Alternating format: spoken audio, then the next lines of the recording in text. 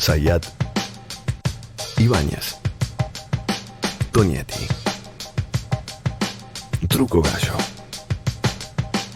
Hola, sean bienvenidos a Truco Gallo, el podcast sobre la actualidad política y económica de Argentina. Este es el episodio número 113, 113. Mi nombre es Daniel Tonietti, me acompañan Alfredo Cuchu Zayat. Cuchu, ¿cómo estamos? Bien, muy bien, buen día, buenas tardes, buenas noches para todos. Bien, se completa el equipo con Pablo Totó Ibáñez. Pablo, ¿cómo andamos? ¿Cómo andan, señores? Buena semana para todos. Bien, bueno, vamos a hablar del COVID, pero vamos a hablar de casi la gran esperanza, me animaría a decir de casi toda la especie humana, toda la humanidad en este momento, que es el tema de la vacuna y también localmente la gran esperanza, ¿no? El gobierno está muy esperanzado, por lo menos los más optimistas del gobierno, que hay que decir que los hay, Hay personas optimistas en el interior del gobierno. No entiendo las risas, las risas corren por corte de ustedes. No, y la ironía por cuenta tuya. Claro. Yo estoy de. Lo mío es descriptivo. Están muy esperanzados en la W, en el plan BB, pero no el plan BB de Bungibor, de Julio Bárbaro, Rapanelli y Carlos Menem, sino en el plan B corta, en la B corta de la vacuna y la B corta de la economía, ¿no? Que la economía empiece a rebotar en forma de B corta, como les gusta describir a los economistas. Bueno, cuestiones de la vacuna, novedades. El día de hoy, el Reino Unido, los británicos advirtieron que las primeras vacunas contra el COVID podrán ser imperfectas. Esto lo dijo quien dirige el grupo de trabajo en el Reino Unido. Kate Bingham también pidió no caer en un exceso de optimismo. Por otro lado, la vacuna contra el coronavirus no estará disponible antes de enero. Esto lo dice ni más ni menos que Anthony Fauci, el principal experto en enfermedades infecciosas de los Estados Unidos, a quien todos presentan como una especie de eminencia. Mientras tanto, el único país del mundo que dijo: tengo la vacuna, lo anunció, se la dio a mi hija e incluso los efectos son positivos, fue Vladimir Putin, de la Federación Rusa. Y se especula también, es información que yo no tengo confirmada, pero se especula también con la posibilidad de que funcionarios del gobierno nacional, como Carla Bisotti, y del gobierno de la provincia de Buenos Aires, hayan viajado a Rusia con la idea de negociar la provisión de la vacuna. La cantidad de proyectos de vacunación que se encuentran en fase de prueba, y fase de prueba en humanos, que es esa fase ya más avanzada, y hasta incluso desplegarlos por país. Doctor Perrone, a ver, doctor. En total, las vacunas que están en fase clínica y en preclínica, o sea que están en su camino para llegar a ser aplicadas en humanos, estamos llegando a las 200. Por ejemplo, algunas que han demostrado que han tenido un poco más de efectos colaterales con una de las vacunas y han sacado una segunda serie, pero igualmente siguen con la primera tratando de ver si esos efectos colaterales son importantes, significativos o se pueden llegar a tolerar. Estados Unidos tiene 53 estudios de vacuna en fase clínica, o sea que hay 53 trabajos diferentes que inyectan vacuna o placebo. China 25. La mayoría de los chinos están ya en fase 3. Alemania tiene 6. Nosotros estamos tratando de ver si conseguimos traer una de las vacunas alemanas ARN mensajero, similar a la de Moderna de Estados Unidos. Estamos tratando de ver si pueden venir a hacer un estudio aquí en la Argentina. 6 de Reino Unido. Yo le iba a preguntar por la de Oxford. No es la única. Tiene 6 distintas vacunas. Tenga en cuenta, algunas son exclusivamente inglesas y otras son compartidas, otros estudios son compartidos con otros países. La gran mayoría ha demostrado que genera anticuerpos, muchos de ellos los han empezado a llamar robustos. ¿Qué quiere decir? Que pueden combatir los gérmenes, los virus en la enfermedad, ¿sí? O sea, están demostrados que han combatido virus que han infectado humanos. Solo una prueba de laboratorio, sino que se prueba con cepas de humanos y dice, bueno, estos sí, estos destruyen estos virus que han contagiado al humano. ¿Me repite el número de cantidad de proyectos de vacunas que existen en el mundo? ¿A usted le gustan los récords? Le voy a decir, récord de vacunas estudiadas en el mundo, 200 van a ser. Y Argentina tiene también en investigación una local, una propia. Sí.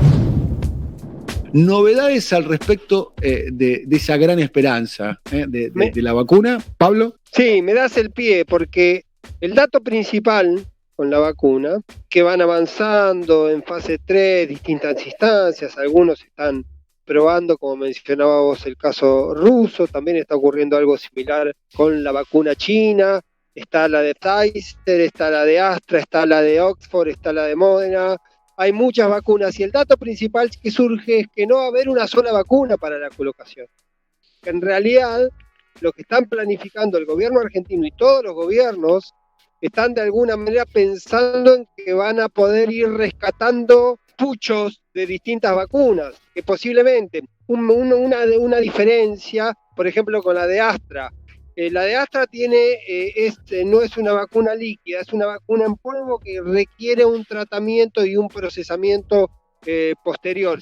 El dato principal ante la diversidad de vacunas y ante la demanda que va a existir es que el gobierno se prepara, como la mayoría de los gobiernos, para conseguir distintos lotes de vacuna, lo que va a llevar a que no todos se vacunen con el mismo producto, ni con la misma marca. Habrá algunos de Astra, habrá otros de Pfizer, habrá otros de la vacuna rusa, otros de la vacuna china. Tienen incluso diferencias en las dosis, tienen diferencia en la presentación. La de Astra, por ejemplo, me decían, es en polvo y después se tiene que hacer su conversión a líquido para la vacunación. Se está preparando un mega ejército de vacunadores para una campaña de vacunación que sería masiva, podría arrancar naturalmente en diciembre, en la medida que vos, Daniel, contabas las advertencias desde el Reino Unido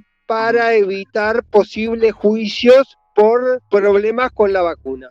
Era la condición de los laboratorios para después venderte la vacuna al Estado argentino para la colocación, es que exista esta garantía de que no haya después juicios, 1, 2, 2.000 juicios millonarios contra los laboratorios, que tiene que ver con la urgencia, tiene que ver con la pandemia, con una autoprotección y con esto que vos decías. Está todavía una vacuna imperfecta, que se preparan de eventuales riesgos, hubo algunos antecedentes con algunos inconvenientes en los ensayos clínicos, o sea que está en este proceso. Pero además aparece otro elemento que es importante, y es la cuestión de la obligatoriedad.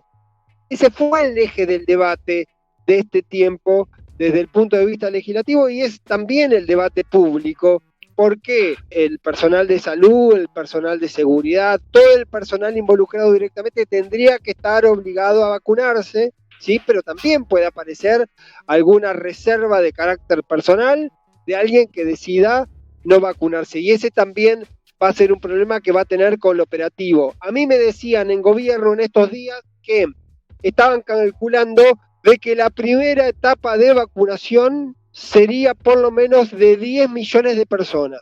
10 millones de personas, que abarcaría más de el universo de personal esencial. En algún momento repasaba que hay aproximadamente 700.000 efectores y personas vinculadas a la salud. Ese es el universo, entre 550.000 y 700.000. Es decir, incorporando al personal de seguridad, Fuerzas Armadas, después eventualmente tareas que tienen que ver con otros oficios vinculados al Estado, también se dejaría un segmento muy importante en el primer paquete para los sectores de la población más vulnerables. ¿Cuál es la duda, sin ser absolutamente un experto, ni mucho menos, si justamente los riesgos de las vacunas en las poblaciones más vulnerables puede ser, en todo caso, donde genere más resistencia, la posibilidad de una vacunación que, como vos bien decías recién, la advertencia desde Gran Bretaña es si tiene o presenta algún tipo de imperfección. Me hacían un cálculo también que tiene que ver con cómo va a seguir esta discusión. Se calcula que cada dosis cuesta entre 4 y 10 dólares. Hay un trabajo que se viene haciendo con prefirmas de acuerdos por parte del Ministerio de Salud del Gobierno Nacional con distintos laboratorios para garantizarse lotes de vacunas una vez que empiecen las autorizaciones, y esto, según tengo entendido, va a empezar inmediatamente, se conforma en una especie de precontratos una vez que esté la ley reglamentada esta ley que llamamos de interés público y tiene que ver con toda la investigación y la vacunación con el tema COVID. Ocurre en un momento particular, todos sabemos, se superó el 1.000.000 de infectados, se superaron los 30.000 fallecidos, aunque en el Gran Buenos Aires, en el AMBA, claramente la curva entró en una pendiente, dejó de crecer y está bajando de manera lenta, pero está bajando. En el interior todavía la situación en algunos lugares está muy complicada, de hecho se extendió el esquema de aislamiento y todos estamos, creo, por lo menos en el gobierno, lo que lo vienen siguiendo, y uno periodísticamente, pero también desde el punto de vista social, mirando la situación de Europa. ¿Por qué?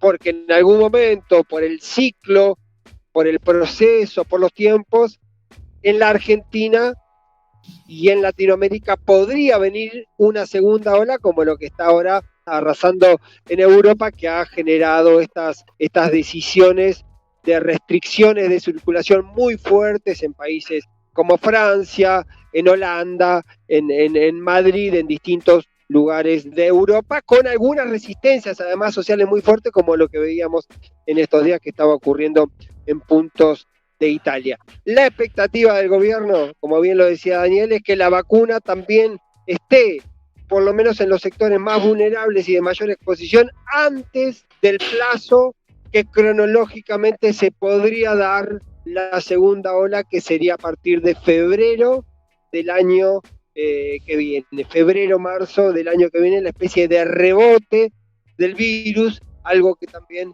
ya se está registrando en un pico muy alto en Europa. Sí, hay que esperar eso, ¿no?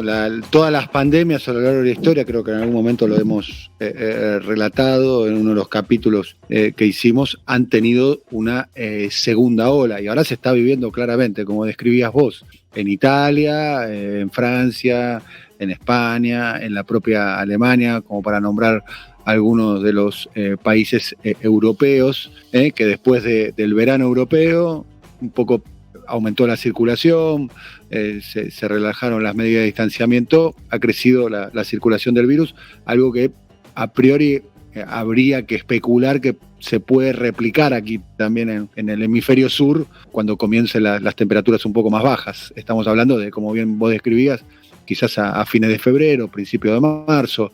En abril estaríamos ante una secuencia no parecida, pero con alguna similitud con lo que ocurrió en abril o mayo de este año con el inicio de la pandemia. Alfredo. Quiero sumar por ahí, no sé si es periférico en lo que estamos hablando, pero estuve leyendo y fundamentalmente yo creo que ustedes también lo siguen, yo por redes sociales, por Twitter, a Barrio Nuevo y a Quiroga, dos investigadores, y que me parece interesante para ver estas curvas cuando se analizan el tema de contagios y de muertes, y que ahora se ven números de cantidad de muertes diarias importante.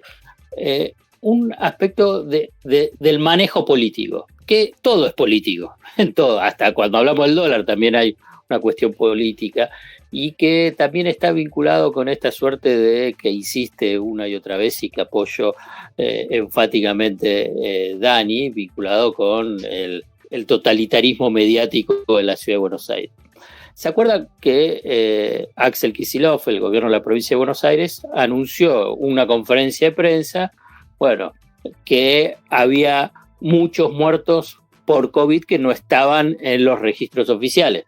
Y entonces en una sola vez subieron, no me acuerdo si habían sido 2.500, 3.000, 3.500. 3.500. Y obviamente que hubo un gran debate y que se ocultaban y que Kicillof y etcétera, etcétera. Bueno, tomando en cuenta, y digo la fuente, porque la verdad yo otra no tengo y confío en esa fuente. Bueno, la ciudad de Buenos Aires, ¿qué es lo que hizo? No hizo una conferencia de prensa diciendo, bueno, hay un montón de muertes vinculados al COVID que nosotros no registramos en su momento y ahora sí. ¿Y qué es lo que hacen? Día a día van incorporando por goteo esas muertes no registradas. Y entonces empezaron a registrar muertes de julio, agosto y de septiembre. Y se ve diferencias de 35 al 50% de cantidad de muertes. Pero ¿a qué voy? ¿A qué voy para el cierre, además de todo este contexto que yo les mencionaba de la cobertura mediática, de lo que es lo político vinculado con la comprensión de la magnitud de la pandemia? Si recordamos julio, e incluso parte de agosto, y incluso en julio hubo una decisión de tratar de decir, bueno, vamos a frenar, vamos a hacer una suerte de cuarentena, tratemos de hacer un aislamiento más estricto. Bueno, la campaña en contra fue muy, muy fuerte. Y uno de los argumentos es decir, pero si hay pocos muertos, ¿por qué, digamos, hay que tomar medidas de prevención y de cuidado si hay pocos muertos? La cuestión es que no estaban los muertos registrados, pero sí había muchos muertos en esos meses. Y entonces esta campaña anticuarentena, obviamente que tenía un origen, y es un origen político. Y por eso ahora dicen, ¿y cómo ha fracasado la política sanitaria y de cuidado? La cuarentena más larga del mundo, cosa que es mentira. Entonces, me parece que simplemente quería incorporar este datito que me parece importante, porque la verdad que tampoco lo estoy viendo en ningún medio, digamos, en línea con lo que mencionaba Dani sobre cómo existe esta campana de cristal sobre la gestión de Horacio Rodríguez Larreta. Bien, hemos terminado un nuevo capítulo pensando con el tema del COVID, que sin duda es algo absolutamente atípico, es casi un lugar común decirlo, ¿no? Algo de que no hay ninguna persona contemporánea a nosotros que haya vivido una situación similar, y casi podríamos afirmar con la certeza de que el episodio COVID y la reconfiguración que traiga es algo que nos va a acompañar probablemente por un tiempo largo. No es algo que se va a terminar, no hay una fecha donde esta situación va a estar bajo control, o porque todavía no se encontró la vacuna. A la vacuna hay que fabricarla, hay que distribuirla, hay que pagarla, hay que aplicarla. Hay todo un andamiaje de situaciones que hay que coordinar para que eso termine siendo efectivo y que va a llevar tiempo. Definitivamente va a llevar tiempo. Como contábamos recién también, está la segunda ola en Europa. Todo indicaría, esto para transmitir, si se quiere, un poco de paciencia, que vamos a tener que convivir con el COVID y con sus consecuencias durante un largo tiempo. Será hasta la próxima. Muchas gracias, Cuchu Zayat. Un abrazo para todos. Y hasta la próxima, Pablo Totó Ibáñez. Saludos, señores. Buena semana para todos. Muy bien. Me imagino que en Gonet la vacuna ya está, o está ahí. Ya están todos vacunados. Están todos vacunados hace tiempo, ¿no? Ya han encontrado la vacuna del ébola, todo, ¿no? Acá está todo. Todo liso. Todo liso. Muy bien. Saludos, señores. Hasta la próxima. Chao, chao. Coordinación, Marcelo Figueroa. Producción comercial, Pablo López. Realización, Simón Villarrubia. Diseño gráfico, Andrés Roch y Lisandro Aira para Brasilcomunicación.com.